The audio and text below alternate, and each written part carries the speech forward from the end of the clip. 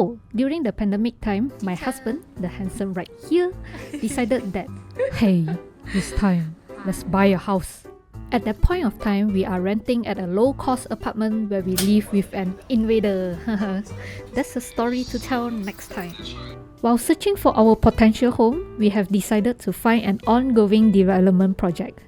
Our requirement is simple: logical layout, spacious, 30 to 45 minutes away from work, and around 450k budget. We found it! We knew this is the one when we saw this window. And yes, we are sold by it. Without delay, we pushed our way through to own this home.